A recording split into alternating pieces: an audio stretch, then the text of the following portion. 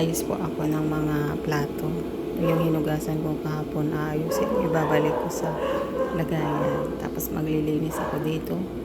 Tapos mga basurahan, anihin ko dahil basura din ngayon today. Yan.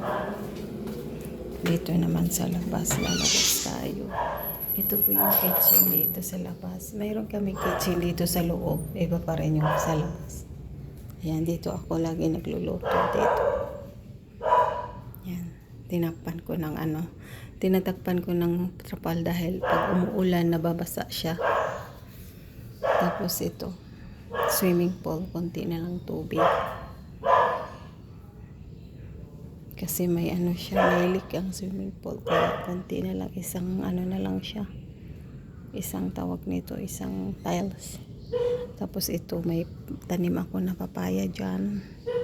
Hindi ko siya didiligan kasi basa pa naman ang lupa. Tapos may sili ako dyan, kalabo, alugbati. Yan. Tapos mayroon kaming kalamansi.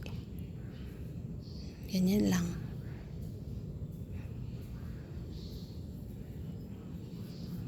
Ito.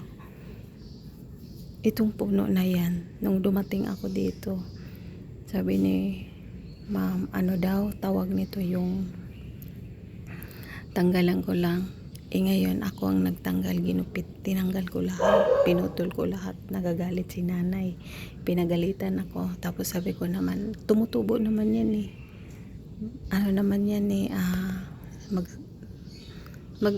Magsalingsing kung tawagin sa amin. Sabi niya, hindi, kasi parating yung anak ko. Pinagalitan niya ako, simula noon, lagi na siya nagagalit sa akin kasi hindi daw ako nakikinig. Tingnan mo naman, di ba, ang gaganda na. Siya naman eh. Sabi niya, tatanggalin. Tapos yung tinanggal, nagagalit. Tapos sabihin naman niya, tingnan mo, nakalbo na. Yan ang loob ng kusina. Tapos doon hagdanan yan. Tapos dito naman hagdanan pataas. Kasi may terrace yan. Balik na tayo. Yan ang lilinisan ko. Yan ang linisan ko araw-araw siya. Lilinisan ko. Tingnan. Tapos na yung pinapakulo ko. Pagkatapos nito, mag-inom ako ng maligamgam na tubig. Tapos lagyan ng konting asin. Kumukulo na yung ko. Pinapakulo ko. Ito, nakulo na. Yung iba ilagay natin sa thermos.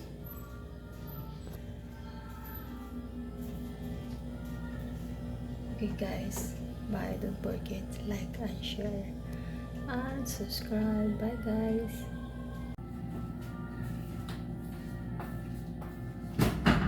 Magkikita tayo dito sa baso. Hot water.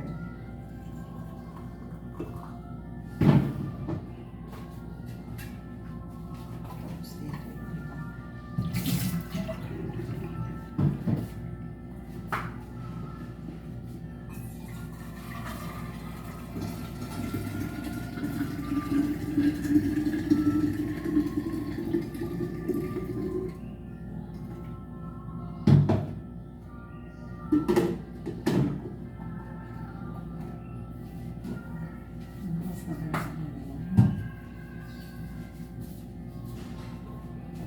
Lagyan natin ng malamig na tubig.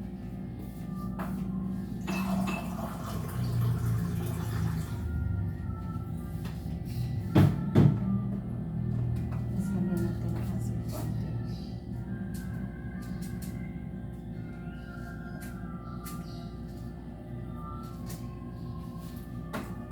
Tapos haluin natin. Yung asin.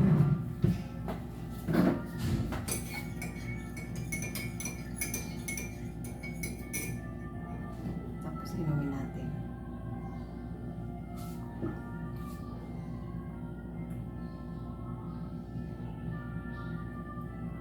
Lagyan yung tubig, mainit, tapos lagyan yung asin. Nasa sa inyo kung gaano ka maligam-gam ang inumin nyo tuwing umaga.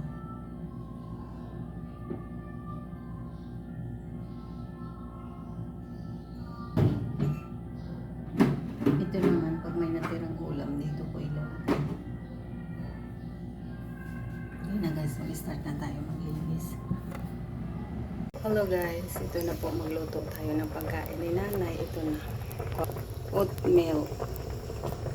Kumukulo na siya. Habang kumukulo na siya, halo-haloin mo siya para hindi siya doon sa kaldero didikit. Dudukot kasi siya. Tsaka halo-haluin mo siya. Ito malapit na ito maluto kasi malapot na, hindi talaga totally malapot-lapot na. Parang nagluluto ka lang din ng lugaw. Ganito pagluto. Kasi kakainin ni nanay kasi mag-inom siya ng gamot.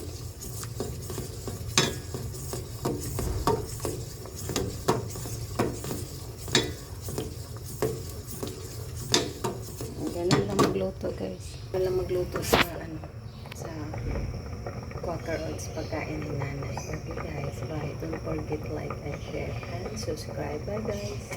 Guys, nagluluto ako ng breakfast. Ito yung breakfast ko.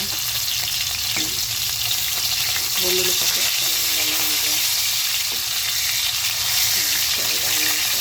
Tapos magsangat ko. Marinipit ko pala. Ngayon, pagkatapos nito, magsangat ako ng kanin para i-part na breakfast ko. Okay guys, bye. Ito na yung part na ito doon sa isda. Ito yung breakfast na ngayon kasi sa nanay may breakfast naman siya.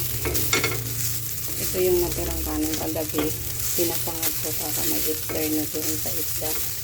Kasi yung isa, panghali ko yung isang isda. Okay guys, bye. Sila mag-asawa. Yung lalaki namatay yun. Yung pinuntahan nila dito lang. Oh, 68 pala yun. Alam mo, 104 na yun na. Napakabait. Pati mga anak, doktor din. Mga